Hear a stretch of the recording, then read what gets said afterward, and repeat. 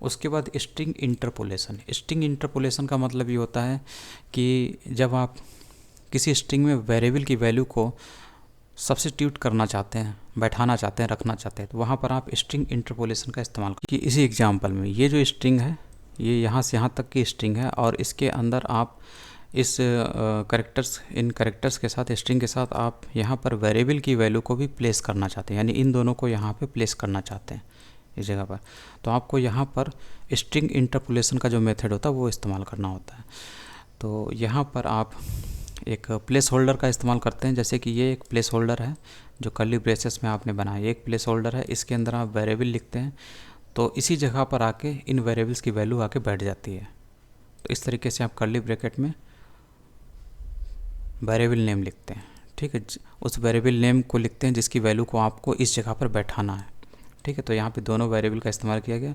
और एक चीज़ और याद रखनी है, ये जो डबल कोट होता है, डबल कोट से बाहर आपको डॉलर सिंबल भी इस्तेमाल करना है इसमें, अगर आप प्लेस होल्डर का इस्तेमाल कर रहे हैं, ठीक है।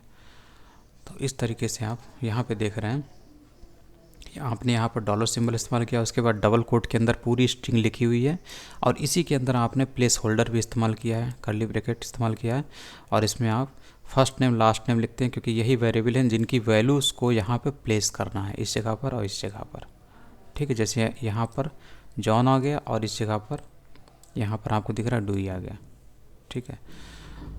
ये कब आता है, जब आप राइट लाइन मेथड से इस नेम वेरिएबल की वैल्यू को प्रिंट कराते हैं, तब ये पूरा चीज़ यहाँ पे लिख के आता है। और फर्स्ट नेम लास्ट नेम में जो वैल्यूज़ पड़ी हुई हैं वो इसके प्लेस होल्डर की वजह से यहाँ पर वेरिएबल की मदद से, प्लेस होल्डर की मदद से यहाँ पर आके बैठ जाती हैं इज के बाद, इसके बाद, ठीक है, ये यहाँ पे दिख रहा है। तो इस तरीके से स्ट्रिंग इंटरपोलेशन का इस्तेमाल किया जाता है, ठीक है।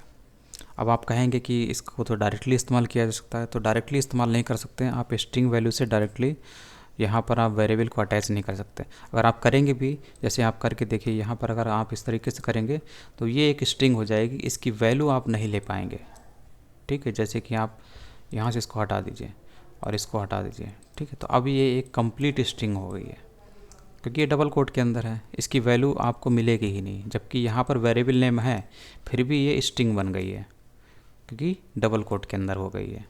अब आपको ये पूरी की पूरी लाइन यहाँ पे दिखाई देगी, फर्स्ट नेम लास्ट नेम यहाँ लिखा हुआ दिखाई देगा, लेकिन इसकी वैल्यू आपको दिखाई नहीं देगी, ठीक है। जो ये जॉन डूई है यहाँ नहीं दिखाई देंगे, तो इसीलिए इसकी वैल्यू लेने के लिए आपको यहाँ पर स्ट्रिंग इंटरपोलेशन का जो तरीका होता है वो इस्तेमाल करना होता है, यानी कि इसको इसकी जगह पर, वेरिएबल की जगह पर वैल्यू आनी चाहिए, तो इसकी जगह पर, इसके लिए हम लोग प्लेस होल्डर का इस्तेमाल कर लेते हैं इस तरीके से, और यहाँ पर हम लोग डॉलर सिंबल यहाँ पे तो इस तरीके से अब ये स्ट्रिंग इंटरपोलेशन का मेथड हो गया, तरीका हो गया करने का। और यहाँ पर प्लेस होल्डर में जो आपके वैल्यू वेरिएबल लिखे हुए हैं इसकी जगह पर आपकी वैल्यू आ जाएगी इन वेरिएबल के अंदर, ठीक है। तो आपको जॉन डूई मिल गया। तो इस तरीके से होता है। अब ये बोल रहा है स्ट्रिंग इंटरपोलेशन जब आप इस्तेमाल करते तो आपको डॉलर सिंबल ज़रूर इस्तेमाल करना है। उसके बाद एक्सेस स्ट्रिंग्स जो होती है इसकी वैल्यू को आप कैसे एक्सेस करते हैं, तो एक्सेस करने के लिए आपको स्क्वायर ब्रैकेट की ज़रूरत पड़ती है और इसके अलावा आपको इंडेक्स की ज़रूरत पड़ती है। इंडेक्स मतलब ये जो आपकी स्ट्रिंग है, यानी जो नंबर ऑफ़ कैरेक्टर्स हैं डबल कोट के अंदर, तो इन कैरेक्टर्स की पोजीशन क्या होगी उसी को इंडेक्स के नाम से हम लोग बोलते हैं। तो जैसे कि आपको h एक्सेस करना है, ठीक है, तो h का जो इंडेक्स पोजीशन है वो 0 है। उसके बाद लेफ़्ट टू राइट हम लोग कैलकुलेट करते हैं, तो h 0 पे है, e जो है 1 पे होगा, ये वाला l 2 पे होगा, ये 3 पे होगा, ये 4 पे होगा। तो ये 1 2 3 4 क्या है, 0 1 2 3, 0 से लेकर 1 2 3 4 पॉजिटिव नंबर, ये इंडेक्स होते हैं इन करेक्टर्स के लिए, यानी इन करेक्टर्स की पोजीशन बताते हैं। अब अगर आपको h को एक्सेस करना है तो आपको यहाँ पर स्ट्रिंग जो वेरिएबल है इसका नाम लिखना होता है। उसके बाद स्क्वायर ब्रैकेट में आपको उस कैरेक्टर की पोजीशन देनी होती है, इंडेक्स वैल्यू देनी होती है। जैसे 0 दिया है यानी कि हम लोग h को एक्सेस कर रहे हैं, इसलिए ये जो चीज़ है आपको आउटपुट देती है h के रूप में, इस तरीके से देती है, ठीक है। अगर आपको ये एक्सेस करना है, ये वाला o, तो ये किस इंडेक्स पे, ये 4 नंबर के इंडेक्स पे है क्योंकि 0 से शुरुआत होती है, तो ये 4 नंबर के इंडेक्स पे। अब आप यहाँ पे 4 लिखेंगे तो आपको यहाँ पर o मिल जाएगा, इसको आप एक्सेस कर पाएंगे, ठीक है। तो इस तरीके से हम लोग एक्सेस करते हैं स्ट्रिंग वेरिएबल का नेम, स्क्वायर ब्रैकेट, फिर उसके बाद उस स्ट्रिंग वेरिएबल में जो कैरेक्टर्स पड़े हुए उनकी पोजीशन क्या है, 4th इंडेक्स वाला वैल्यू आपको चाहिए तो आपको मिल गया। ठीक, तो इस तरीके से करते हैं। तो यही यहाँ पे लिखा हुआ है, जो स्ट्रिंग के जो कैरेक्टर्स होते हैं वो 0 इंडेक्स से शुरुआत होती है और पॉजिटिव होते हुए आगे बढ़ती है। अब यहाँ पर ई को एक्सेस करना है तो आप इसके इंडेक्स को देते हैं, तो एच 0 इंडेक्स पे है तो ई 1 इंडेक्स पे है। ऐसे करके नंबर्स जैसे 1 2 3 4 5 होते हैं, 0 से 1 2 3 4, ये उसी टाइप के यहाँ पर आप ई का इंडेक्स देते हैं तो ई का इंडेक्स हुआ 1, इसलिए यहाँ पर 1 लिखा हुआ है।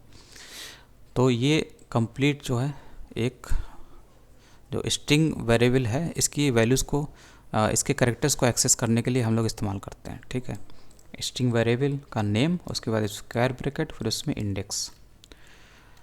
उसके बाद ये है कि मान लीजिए आप किसी पर्टिकुलर कैरेक्टर का पोजीशन पता करना चाहते हैं कि उसकी पोजीशन क्या है। ठीक है, तो आप इसके लिए इंडेक्स ऑफ मेथड का इस्तेमाल कर सकते हैं।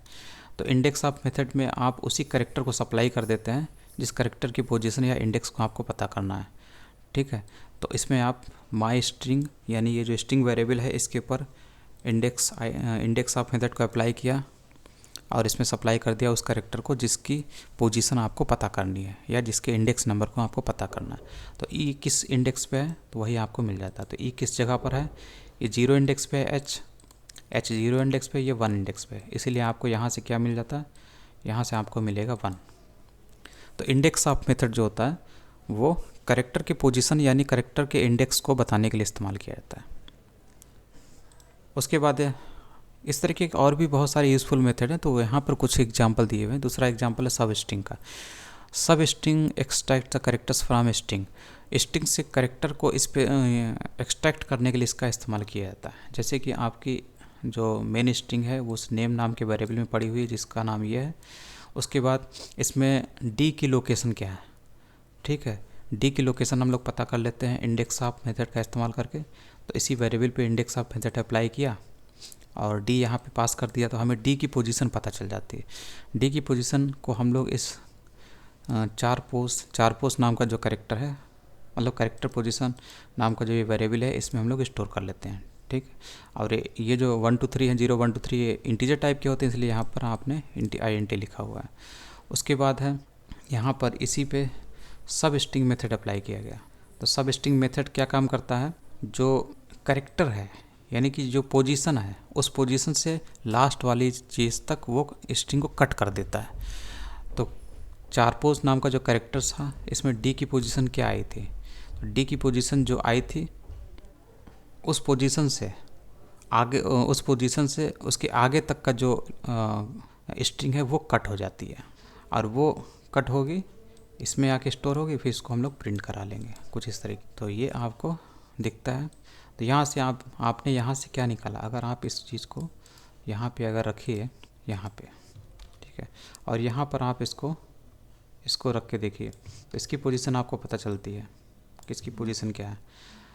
तो कौन सा पोजीशन नंबर होगा तो यहाँ से आपको पता चल जाएगा डी की पोजीशन क्या है। तो ये इंडेक्स नंबर 5 है। अब यहाँ पर इसी सब स्ट्रिंग में जब आप इंडेक्स नंबर 5 यहाँ पे डाल देते हैं तो इंडेक्स नंबर 5 से आगे के जो जितने भी कैरेक्टर्स हैं उसको कट करके वो ले आके आपको दे देता है, जिसे आप इस वेरिएबल में, स्ट्रिंग वेरिएबल में स्टोर कर लेते हैं। ठीक, अब वही अगर आपको यहाँ से एच से चाहिए, ठीक है, तो एच की पोजीशन देखिए क्या है, 0 है, 1 है, 2। ठीक है, तो ये अगर यहाँ पर आप 2 देंगे तो 2 नंबर के इंडेक्स से यानी कि इतनी स्ट्रिंग कट करके आपको ये यहाँ पर आउटपुट दे देगा। ठीक है, तो सब स्ट्रिंग में उस इंडेक्स वैल्यू को देते हैं जिस इंडेक्स से आगे की वैल्यू को आपको कट करके स्ट्रिंग चाहिए। तो आपको यहाँ पे क्या मिलेगा, HN फिर गैप DOE, ये आपको आंसर यहाँ पे DOE की जगह पे मिलेगा क्योंकि आपने यहाँ पर सब स्ट्रिंग में उसी इंडेक्स पोजीशन को दिया है जहाँ से आप उस कैरेक्टर की स्ट्रिंग को अलग करना चाहते हैं, जिस कैरेक्टर से आप स्ट्रिंग को अलग करना चाहते हैं। तो इतना हिस्सा मेरा, यही मैंने आपको बताया था। तो इस तरीके से सब स्ट्रिंग में आप कैरेक्टर पोजीशन को देते हैं जिस पोजीशन से आप एक स्ट्रिंग को कट करके अलग रखना चाहते हैं। तो इस तरीके से है, और नहीं तो आप सिस्टमेटिक ढंग से चलना चाहते हैं, आपको पता है कि आपको पता ही नहीं कि कौन सा कैरेक्टर है, तो आप यहाँ पर करेक्टर पोजीशन क्या है नहीं पता, तो आप यहाँ पर उस वैल्यू को दे सकते हैं। तो जैसे आप यहाँ पर अगर एच देते हैं, आपको नहीं पता है कि एच का इंडेक्स क्या है, पोजीशन क्या है, तो आप यहाँ पे दे दीजिए। उसके बाद यहाँ से भी आपको पता चल जाएगा, क्योंकि इसी वैल्यू को इंडेक्स ऑफ की मदद से एच के इंडेक्स को इसमें स्टोर कर लिया जाएगा और यहाँ से प्रिंट करा लिया जाएगा। फिर उसके बाद यहाँ पर भी आप इसका इस्तेमाल कर सकते हैं। ठीक है, तो इसी चीज़ को हम लोग यहाँ पे डाल देते हैं। अब देखिए यहाँ पर भी आपको 2 मिलेगा और ये भी वही है, ये भी सेम ही रहेगा, क्योंकि ये 2 वाली इंडेक्स से ही आगे की स्ट्रिंग को काट करके रखा गया है। तो इस देखिए इस हिसाब से मिल गया आपको।